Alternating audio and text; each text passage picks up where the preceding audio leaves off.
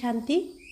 আজ 10ই মে 2024 বাবার অমূল্য মধুর মহাবাক্য শুনব। আজকের মুরলিতে বাবা বলেন, মিঠে মিঠে বাচ্চে বাবার সমান করুণাময় হও। করুণাময় বাচ্চারা সকলকে দুঃখ থেকে মুক্ত করে পতিত থেকে পবিত্র করে তোলার সেবা করে। আজকের মুরলির প্রশ্ন, সমগ্র দুনিয়ার চাহিদা কি যা বাবা ব্যতীত আর কেউ পূরণ করতে পারে না?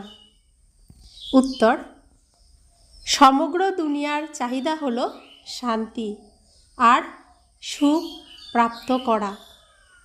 সমস্ত বাচ্চাদের ডাক শুনে বাবা আসেন।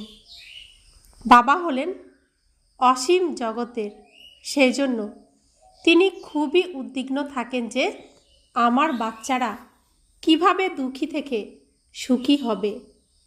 বাবা বলেন, বাচ্চারা পুরনো দুনিয়াও আমারই, সকলেই আমারই বাচ্চা। আমি এসেছি সকলকে দুঃখ থেকে মুক্ত করতে। আমি সমগ্র দুনিয়ার মালিক, সেই জন্য আমাকেই পতিত থেকে পবিত্র করে তুলতে হবে। ওম শান্তি। বাবা পবিত্র করে তুলছেন বাচ্চাদের, সেই কারণে অবশ্যই বাবার প্রতি ভালোবাসা থাকা চাই। পরস্পরের মধ্যে ভাই ভাইয়ের ভালোবাসা আছে, সেটা ঠিক আছে। সকলে হলো এক বাবার বাচ্চা, ভাই ভাই। আমরা এক ঈশ্বরের সন্তান, আত্মা আত্মা, ভাই ভাই। আগে আমরা বলতাম হিন্দু মুসলিম শিখ ঈসাই আমরা সবাই ভাই ভাই, এই এক ঈশ্বরের সন্তান, এই হিসেবেই আমরা বলতাম। বাবা বলছেন, কিন্তু পবিত্র করে তোলার জন্য এক বাবাই আছেন। সেই জন্য সব বাচ্চাদের লাভ এক বাবার প্রতি চলে যায়। এই সমগ্র বিশ্ব ব্রহ্মাণ্ডে একজনই আছেন যিনি জন্ম মৃত্যুতে আসেন না, তার জন্ম হয় না, তার মৃত্যুও হয় না, তিনি গর্ভে প্রবেশ করেন না, তিনি সদা পবিত্র পাবন। আর বাকি সবাই গর্ভে প্রবেশ করে, প্রত্যেকেই পতিত, একমাত্র তিনি পবিত্র পাবন। একজন পতিতকে পবিত্র করে তুলতে পারেন না। তাই যিনি পাবন পবিত্র, তিনি সমস্ত পতিতদেরকে পবিত্র পাবন করে তুলতে পারেন। ওম শান্তি। বাবা পবিত্র করে তুলছেন বাচ্চাদের, সেই কারণে অবশ্যই বাবার প্রতি ভালোবাসা থাকা চাই।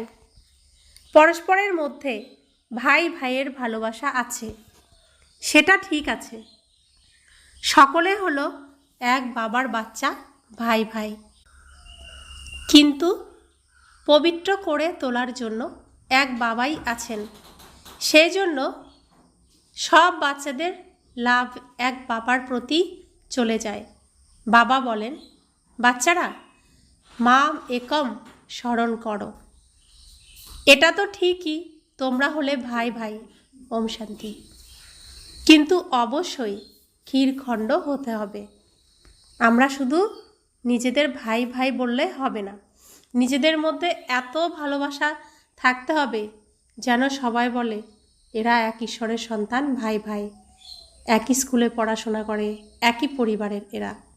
আমাদের আচার আচরণে এমনটাই যেন প্রকাশ পায়। বাবা বলছেন, মিলে মিশে থাকবে, তোমরা এক বাবারই বাচ্চা। আত্মার মধ্যেই এত ভালোবাসা আছে। যখন দেবতাদের পদ প্রাপ্ত করো, তখন নিজেদের মধ্যে খুবই ভালোবাসা থাকা উচিত। আমরা ভাই ভাই হয়ে উঠি, বাবার থেকে উত্তরাধিকার নিই, বাবা এসে শিখিয়ে দেন। যারা বোঝার হয় তারা বুঝতে পারে এটা হলো স্কুল বা বড় ইউনিভার্সিটি। বাবা সকলকে দৃষ্টি দেন বা স্মরণ করেন। সমগ্র দুনিয়ার মানুষ মাত্রই, দুনিয়ার সকল আত্মারাই অসীম জগতের পিতাকে স্মরণ করে। সমগ্র দুনিয়াই হলো বাবার, নতুনই হোক বা পুরানো। নতুন দুনিয়া বাবার, তো পুরানো দুনিয়াও কি নয়? এই বাবাই সকলকে পবিত্র করেন। পুরানো দুনিয়াও আমার, আমি হলাম সমগ্র দুনিয়ার মালিক। যদিও আমি নতুন দুনিয়াতে রাজত্ব করি না, কিন্তু সে তো আমারই, তাই না? আমার বাচ্চারা আমার এই বড় বাড়িতেও খুব সুখী থাকে, আর তারপর আবার দুঃখও পায়। এটা হলো খেলা। এই সমগ্র অসীম জগৎ হলো আমার গৃহ, এটা হলো বড় মঞ্চ। বাবা জানেন সমগ্র গৃহে আমার বাচ্চারা আছে। সমগ্র দুনিয়াকে দেখেন, সব হলো চৈতন্য। সব বাচ্চারা এই সময় দুঃখী, সেজন্য ডাকতে থাকে, বাবা আমাদের ছি ছি দুঃখী দুনিয়ার থেকে শান্তির দুনিয়ায় নিয়ে চলো। শান্তিদাতা, শান্তি দেবা, তুমি এসো। বাবাকেই ডাকে, দেবতাদের তো বলতে পারে না। সকলেরই হলো সেই এক বাবা। সমস্ত সৃষ্টির জন্য ভাবনা তার থাকে। অসীম জগতের আলয় এটি। আলয় মানে ঘর। বাবা জানেন এই অসীম জগতের গৃহে এই সময় সবাই হলো দুঃখী, সেই জন্য বলে শান্তির দেব, সুখ দেব, এই দুটো জিনিসই চায়। এখন জানো আমরা অসীম জগতের পিতার থেকে সুখের উত্তরাধিকার নিচ্ছি। বাবা এসে আমাদের শান্তিও দেন, সুখও দেন। সুখ শান্তি দেওয়ার মতো আর কেউ তো নেই। বাবার দয়া হয়, উনি হলেন অসীম জগতের পিতা। তোমরা বুঝতে পারো আমরা এই বাবার বাচ্চারা খুব সুখী ছিলাম যখন পবিত্র ছিলাম। এখন অপবিত্র হওয়ায় দুঃখী হয়ে গেছি। কামনার চিতার উপর বসে কালো পতিত হয়ে যায়। আসল কথা হলো বাবাকে ভুলে যাও। বাবা এত উঁচু পদ দিয়েছেন, গাওয়াও তো হয় যে তুমিই মাতা, পিতা তুমি। তো সেই পিতার কাছ থেকে কি পেতাম? সুখ পেতাম, আমাদের সুখ ছিল। সেটা তোমরা আবার এখন নিচ্ছ, কারণ এখন দুঃখ ছেয়ে আছে। এটা হলো তম প্রধান দুনিয়া। বিষয় সাগরে হাবুডুবু খেতে থাকে, কিছুই বুঝতে পারে না। তোমরা এখন বুঝতে পেরেছ। তোমরা বুঝতে পারো যে এটা হলো রৌরব নরক। বাবা বাচ্চাদেরকে জিজ্ঞাসা করেন, এখন তোমরা নরকবাসী না স্বর্গবাসী? কেউ মারা গেলে সাথে সাথে বলে দেয় স্বর্গবাসী হয়েছে, অর্থাৎ সকল দুঃখ থেকে দূর হয়ে গেছে। তবে আবার নরকের জিনিস কেন তাকে খাওয়ানো হয় এটাও বোঝে না। বাবা এসে স্বর্গে স্থাপনা করেন, তোমাদের অর্থাৎ বাচ্চাদের রাজযোগ শেখান। বাবা বলেন, মিষ্টি বাচ্চারা, আমি তোমাদের এই নলেজ শোনাচ্ছি। আমার মধ্যেই এই নলেজ আছে। জ্ঞান সাগর হলাম আমি। বলা হয় ইনি হলেন শাস্ত্রের অথরিটি, কিন্তু তারাও যে আত্মা এটাও বোঝে না। তারা বাবা সম্পর্কে জানে না। বাবা অর্থাৎ যিনি বিশ্বের মালিক করে তোলেন, তাকে বলে তিনি নাকি নুড়ি পাথর টিক্কর ভিতর সব কিছুর মধ্যে আছেন। ব্যাস ভগবান কি সব কথাই না লিখে দিয়েছে, মানুষের কিছুই জানা নেই। একেবারে অরফ্যান, অনাথ হয়ে নিজেদের মধ্যে লড়াই ঝগড়া করতে থাকে। বাড়িতে মা বাবা না থাকলে ছোট বাচ্চারা কি করে? নিজেদের মধ্যে ঝগড়া শুরু করে দেয়, লড়াই শুরু করে দেয়। তো আমরাও নিজের বাবাকে ভুলে যাওয়ায় নিজেদের মধ্যেই লড়াই ঝগড়া শুরু করে দিয়েছি। আর এটা আমাদের করিয়েছে রাবণ। বাবার নিন্দা করিয়েছে, নিজেরও অপমান করিয়েছে, বাবাকেও ভুলিয়ে দিয়েছে, নিজেকেও ভুলিয়ে দিয়েছে। রচনার আদি মধ্য অন্ত তাকে কেউ জানে না। বাবা নিজের আর রচনার আদি মধ্য অন্তের রহস্য বোঝান, আর তো কেউ বলতে পারবে না। তুমি যে কোনো কাউকে জিজ্ঞাসা করো, যাকে ঈশ্বর ভগবান রচয়িতা বলো, ওনাকে তুমি জানো? নাকি নুড়ি পাথরের ভিতরে ঈশ্বর, এটা বলতেই জানো? প্রথমে নিজেকে তো বোঝো। মানুষ তমপ্রধান, তো জানোয়ার ইত্যাদি সব হলো তমপ্রধান। মানুষ শতপ্রধান, তো সকলেই সুখী হয়ে যায়। জানোয়ারও তখন শতপ্রধান হয়ে যায়। যেরকম মানুষ সেই রকম তার ফার্নিচারও হয়। অর্থাৎ আমাদের মন যেমন হবে, এই প্রকৃতিও তেমন হবে। প্রকৃতির সমস্ত কিছু তেমন হবে। আমাদের মন যেমন, এখন প্রকৃতিও সেরকম, জন্তু জানোয়ারও সেরকম, সব কিছুই সেরকম। এর জন্য বাবা বলছেন, তোমার মন শুদ্ধ পবিত্র করো, সুন্দর করো, তুমি সুখী হও, তো এই জগৎ সুখের হয়ে যাবে। বিত্তশালী লোকের ফার্নিচারও ভালো হয়। তোমরা একদম সুখী, বিশ্বের মালিক হও, তাই তোমাদের কাছে প্রতিটি জিনিস সুখদায়ী হয়। সেখানে দুঃখদায়ী কোনো জিনিস হয় না। এই নরক হলোই ঘৃণ্য দুনিয়া। তবে ভাবো, আমাদের মধ্যে এতটুকুও যদি দুঃখের অংশমাত্র থাকে, নোংরা থাকে, সে নোংরাই তো ওখানে নোংরা করবে, তো যাওয়ার চান্স পাবে না। ওখানে একদম শুদ্ধ পবিত্র স্বচ্ছ হলে তবেই যাওয়ার অধিকার পাবে, মানে গেটটা খুলবে, স্বর্গের দ্বার যাকে বলে। তার জন্যই খুলবে যে সম্পূর্ণ কৃষ্ণর মতো হতে পারবে। বাবা এসে বোঝান, ভগবান হলেন একজনই, তিনিই হলেন পতিত পাবন, স্বর্গে স্থাপনা করেন। দেবতাদের মহিমাও সুখ্যাত আছে যে সর্বগুণ সম্পন্ন। মন্দিরে গিয়ে দেবতাদের প্রশস্তি আর নিজের নিন্দা করে, কারণ সকলেই হলো ভ্রষ্টাচারী। শ্রেষ্ঠাচারী স্বর্গবাসী হলো এই লক্ষ্মী নারায়ণ, যাদের সকলে পূজা করে। আমরা দেবতাদের সামনে গেলে আমাদের নিজের রূপ মনে পড়ে যায়। তারা শুদ্ধ পবিত্র, আর আমরা অপবিত্র অধম। এর জন্য মন থেকে তাদের প্রতি আমাদের শ্রদ্ধা চলে আসে, প্রেম চলে আসে। আর নিজেকে তখন অপরাধী বলে নিজে কত নিন্দা করি। আমি অধম, পাপী, নিকৃষ্ট, তুমি নিজ গুণে আমাকে ক্ষমা করো, মন থেকে এরকম চলে আসে। তো বাবা বলছেন, সন্ন্যাসীরাও নিজেদের এই কথাই বলে। সত্যযুগে এরকম হয় না। তোমাদের সন্ন্যাস তো অসীম জগতের। অসীম জগতের পিতা এসে অসীম জগতের সন্ন্যাস করান, ওটা হলো হঠযোগ, এই জগতের সন্ন্যাস। সেই ধর্মই হলো আলাদা। বাবা বলেন, তোমরা নিজেদের ধর্ম ভুলে কত ধর্মের মধ্যে ঢুকে আছো।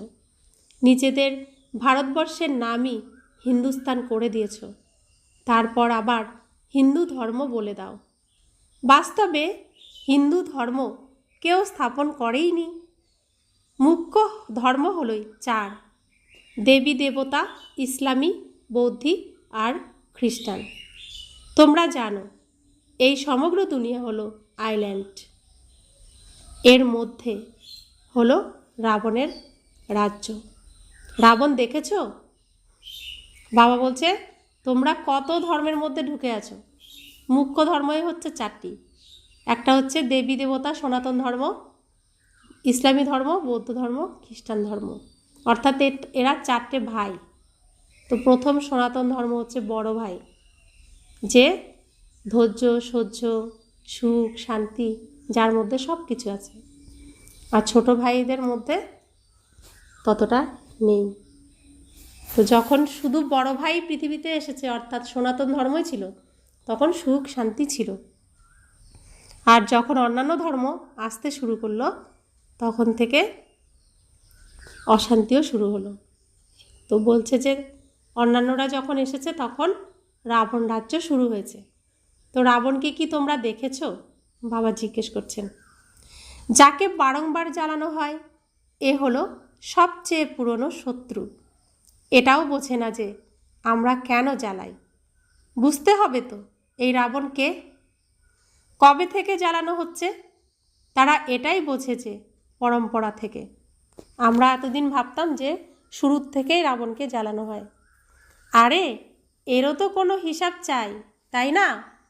তোমাদের কেউ জানেই না তোমরা হলে ব্রহ্মার সন্তান। তোমাদের কেউ জিজ্ঞাসা করলো তুমি কার সন্তান? আরে আমরা ব্রহ্মা কুমারীরা ওনার সন্তান হয়ে গেছি। ব্রহ্মা কার বাচ্চা? শিব বাবার। আমরা ওনার পৌত্র হয়ে গেলাম। সেই অর্থে সমস্ত বাচ্চারাই হলো ওনার বাচ্চা। তারপর শরীরের দিক থেকে প্রথমে ব্রাহ্মণ হই। প্রজাপতি তো ব্রহ্মা, তাই না? এত প্রজা কিভাবে রচনা করেন এটা তোমরা জানো। এ তো হলো অ্যাডাপ্টেশন। শিব বাবা ব্রহ্মা বাবার দ্বারা অ্যাডাপ্ট করেন। মেলাও বসে। বাস্তবে মেলা সেখানে বসা দরকার যেখানে ব্রহ্মপুত্র বড় নদী সাগরে গিয়ে মিলিত হয়। সেই সঙ্গম মেলা বসা উচিত। এই মেলা হলো এখানে, এই যে এখানে ব্রহ্মপুত্র নদী আর শিব বাবা সাগর, আর আমরা নদীরা এসে এখানে মিলছি। তো এটা কোন মেলা হয়? কুম্ভ মেলা। এটাই হচ্ছে সেই আসল কুম্ভ মেলা। ব্রহ্মা বসে আছেন। জানো যে বাবাও হন আর বড় মামাও হন। ব্রহ্মা আমাদের বাবাও হন, কারণ তার মধ্যে শিব বাবা প্রবেশ করেন, আর তিনি মাম্মা, অর্থাৎ তার মাধ্যমে শিব বাবা বাচ্চাদের জন্ম দিচ্ছে, ব্রাহ্মণ বানাচ্ছে। তো ব্রহ্মা সেই অর্থে মাম্মা হয়ে গেল, মা হয়ে গেল, অর্থাৎ নারায়ণের মোহিনী রূপ, নারায়ণের মাতৃরূপ, নারী রূপ, এটা ব্রহ্মার রূপ। কিন্তু মেল অর্থাৎ পুরুষ বলে মাম্মার তত্ত্বাবধানে মাতাদের সামলানোর জন্য স্থির করা হয়েছে।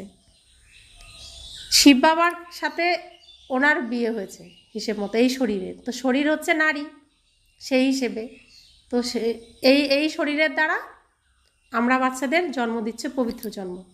কিন্তু আমরা তো সংস্কারী রাবণের দুনিয়ার, এই পুরুষ শরীরটাকে মা বলে ভাবতে অসুবিধা। সেই জন্য আবার মায়েদের উপর জ্ঞানের কলসি দিয়ে দিয়েছে। এই জ্ঞানের কলসি মায়েদের দিয়েছে। তো এই সংস্থা মেয়েদের দ্বারাই পরিচালিত হচ্ছে।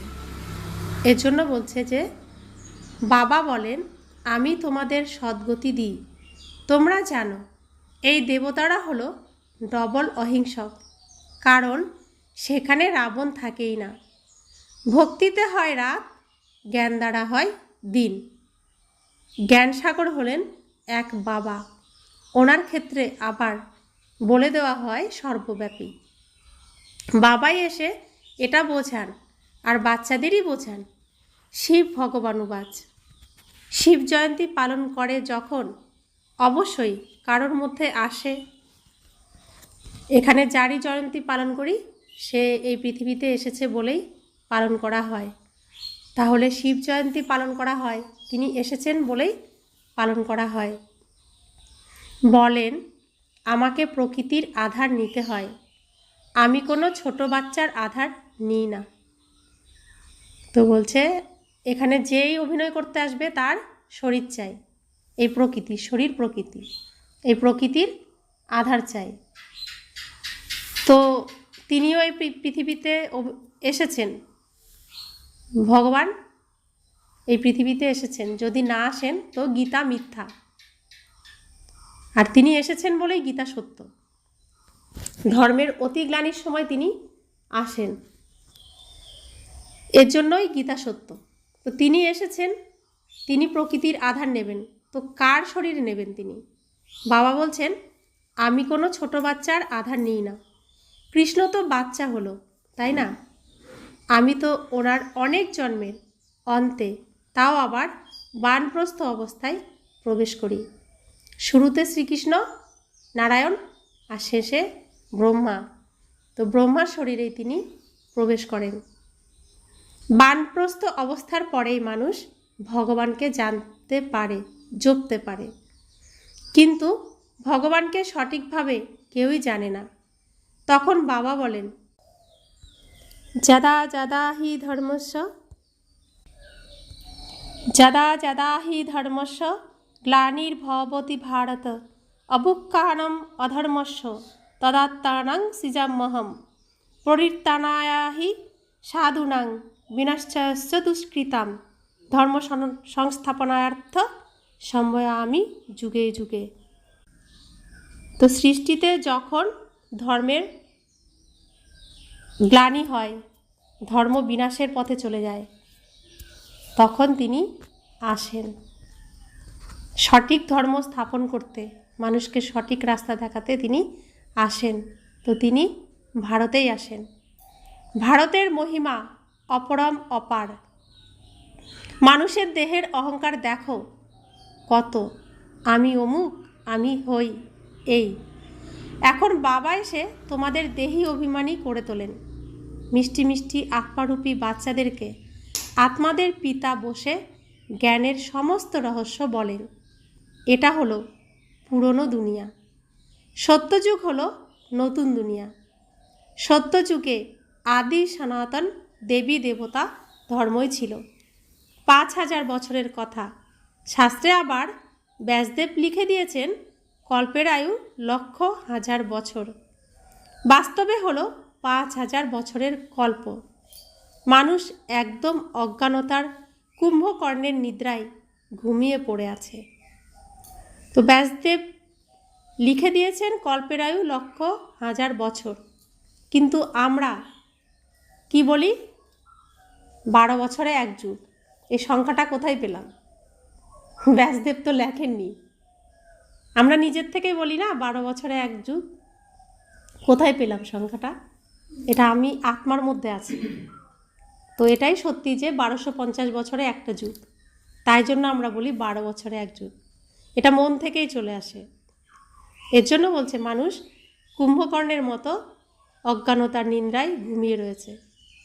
এখন তোমাদের এই কথাগুলি নতুন কেউ শুনলে বুঝবে না, সেজন্য বাবা বলেন নিজের বাচ্চাদের সাথেই কথা বলি।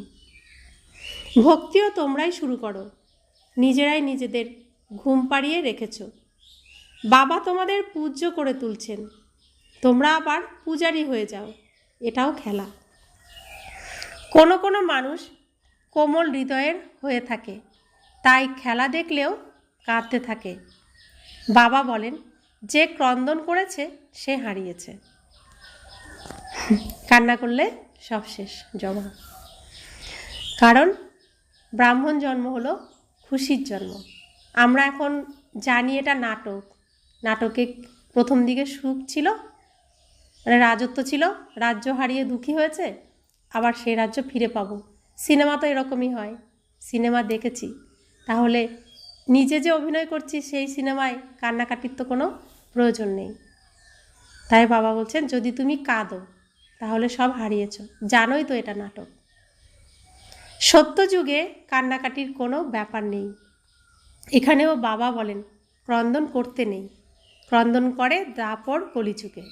তো তুমি যদি ক্রন্দন করো, কান্না করো, তাহলে তুমিও দাপর কলিযুগের আত্মা হয়ে গেলে। সত্যযুগ ত্রেতা যুগে তোমার স্থান থাকবে না, কারণ সেখানে কান্নাকাটি নেই।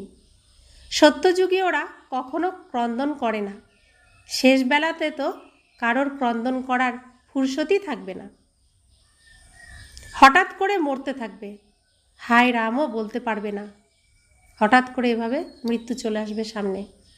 বিনাশ এরকম হবে যাতে সামান্যতম দুঃখ হবে না, কারণ হসপিটাল ইত্যাদি থাকবেই না। সেই জন্য জিনিসই সেই রকম তৈরি করে। বাবা বোঝান আমি তোমাদের এই বানর সেনা নিয়ে থাকি রাবণের উপরে বিজয় প্রাপ্ত করার জন্য। এখন বাবা তোমাদের যুক্তি বলছেন রাবণের উপর বিজয় কিভাবে পেতে হবে। সব সীতাদের রাবণের শৃঙ্খল থেকে ছাড়াতে হবে, এই সব বোঝার ব্যাপার। ভগবানুবাচ। বাচ্চাদেরই বাবা বলেন হিয়ার নো ইভিল, মন্দ কিছু দেখো না, মন্দ কিছু শুনো না, মন্দ কিছু বলো না। বলছে মন্দ কোনো কথা শুনো না, যে কথায় তোমাদের কোনো লাভ নেই তার থেকে তোমরা নিজেদের কান বন্ধ করে নাও। এখন তোমাদের শ্রীমত প্রাপ্ত হয়, তোমরাই শ্রেষ্ঠ হবে। এখানে শ্রী শ্রী এর টাইটেল সবাইকে দিয়ে দেওয়া হয়। আচ্ছা, তবুও বাবা বলেন নিজেকে আত্মা মনে করো আর বাবাকে স্মরণ করো। কত ওয়ান্ডারফুল হার জিতের এই অসীম জগতের খেলা, যা বাবাই বোঝান। এই সম্পূর্ণ সিনেমাটা হলো সুখ দুঃখের খেলা, তো বাবা এটা বুঝিয়ে দিয়েছেন। তো আমরা তো কত সিনেমা দেখেছি। সিনেমা যেরকম শুরুতে সুখ থাকে, তারপরে জীবনে দুঃখ আসে, শেষে আবার সুখ চলে আসে, আমাদের এই সৃষ্টির রঙ্গমঞ্চেও সেই একই গল্প। সম্পূর্ণ গল্পই কৃষ্ণ প্রথমে রাজত্ব করত, খুব সুখের সংসার ছিল, তারপর সে রাজত্ব হারিয়ে ফেলেছে, দুঃখের জীবন তার হয়ে গেছে, আবার সে সেই সুখ সেই রাজত্ব ফিরে পেয়েছেন। এটাই হলো গল্প। তো বাবা বলছেন এতে তোমরা কান্নাকাটি করবে না। अच्छा, मीठे मीठे सिकिला दे बच्चों प्रति मात पिता बाप दादा का याद प्यार और गुड मॉर्निंग। रूहानी बाप की रूहानी बच्चों को नमस्ते। हम रूहानी बच्चों की रूहानी मात पिता बाप दादा को याद प्यार गुड मॉर्निंग और नमस्ते नमस्ते नमस्ते। शुक्रिया बाबा, शुक्रिया बाबा, शुक्रिया। धारणार जन्य मुख्य सार। एक, बाबार समान করুণাময় হতে হবে, সবাইকে দুঃখ থেকে মুক্ত করে পতিত থেকে পবিত্র করে তোলার সেবা করতে হবে। পবিত্র হওয়ার জন্য এক বাবার সাথে খুবই লাভ রাখতে হবে। 2, বাবা বলেন যে কাঁদে সে হারে, সে হারিয়ে ফেলে। সেই জন্য যে কোনো পরিস্থিতিই হোক তোমরা কাঁদবে না। তো বাবার একটা কথা আছে, মা মরে গেলেও হালুয়া খাবে, হালুয়া খাওয়া বন্ধ করবে না। অর্থাৎ এই মুরলি হচ্ছে আমাদের কাছে অমৃত। তো কেউ যদি মারাও যায় নিজের, তবু মুরলি পড়া শোনা বন্ধ করবে না। আর কেউ মারা গেলেও কাঁদবে না। এখন জ্ঞান প্রাপ্ত হয়েছে যে মারা গেছে সে তার এখানে অভিনয় শেষ হয়ে গেছে, যে চরিত্রে অভিনয় করছিল সেটা শেষ হয়ে গেছে, সে আবার অন্য কোনো চরিত্রে অভিনয় করবে। তো সে চলে গেল, আবার তো আসবে অভিনয় করতে। এই জ্ঞান তো এখন প্রাপ্ত হয়েছে, তাহলে কান্নাকাটির কোনো দরকার নেই। বরদান। স্বয়ের রাজ্য দ্বারা নিজের সাথীদেরকে স্নেহী সহযোগী বানানো মাস্টার দাতা ভব। রাজা অর্থাৎ দাতা, দাতার কাছে বলতে বা চাইতে হয় না, স্বয়ং প্রত্যেক রাজাকে নিজের স্নেহের সওগাত অফার করে। তোমরাও নিজের উপরে রাজত্ব করা রাজা হও, তবে প্রত্যেকে তোমাদের সামনে সহযোগের সওগাত অফার করবে। যার নিজের উপরে রাজত্ব আছে তার সামনে লৌকিক অলৌকিক সাথী জি হাজির জি হুজুর হাজি বলে স্নেহী সহযোগী হবে। পরিবারের মধ্যে কখনো অর্ডার চালাবে না, নিজের কর্মেন্দ্রিয়গুলিকে অর্ডারে রাখো, তবে তোমাদের সকল সাথী তোমাদের স্নেহী সহযোগী হয়ে যাবে। আমরা এখানে সবাই এই পরিবারে, আমাদের মধ্যে সম্পর্ক কি? ভাই ভাই। তাহলে বাবা বলছে তোমরা ভাই ভাই একদম ক্ষীরখণ্ড, একদম ক্ষীরের মতো এত মিষ্টি আচরণ একে অপরের প্রতি করবে। যাতে অন্যরা দেখে বলে যে এরা এক পরিবারের, একই বাবার সন্তান, কত সুন্দর এদের মিলামেশা আচরণ। তো তখন তারাও চাইবে যে আমরাও এমন জীবন করি। তো একে অপরের আমাদের সহযোগী হতে হবে এর জন্য। কেউ কারো নিন্দা না, সমালোচনা না, সবাই সবার মুখে যাতে হাসি ফোটাতে পারে, এরকম। স্লোগান: সর্বপ্রাপ্তির সাধন থাকা সত্ত্বেও বৃত্তি উপরাম থাকবে, অর্থাৎ আমাদের মন উপর দিকে থাকবে, তখন বলা হবে বৈরাগ্যবৃত্তি। বলছে সমস্ত কিছু তুমি প্রাপ্ত করেছ, অনেকের গাড়ি আছে, বাড়িও ভালো আছে, সব কিছুই আছে, ঘরে সমস্ত রকম আসবাবপত্র আছে, ফ্রিজ থেকে শুরু করে, থাকা সত্ত্বেও যখন কারেন্ট নেই, ফ্রিজ চলছে না বা কোনো মিক্সচার চলছে না বা গাড়ি কোনো কারণে চলছে না, তখন যেন মনে আফসোস না আসে যে ইস এগুলো নেই, আমি এখন কাজ করতে পারছি না, এরকম নয়। তার উপর যেন নির্ভর না হই, নেই তো নেই, যা আছে তাই দিয়ে চালাবো, এরকম মন থাকতে হবে। তো তখনই বলবে যে তোমার এই জিনিসের প্রতি বৈরাগ্য আছে, তোমার সামনে আছে কিন্তু তার উপর তুমি নির্ভর করছো না, তার খারাপ হওয়াতে তোমার আফসোস আসছে না, তখন সেটাকে বলা হবে বৈরাগ্য।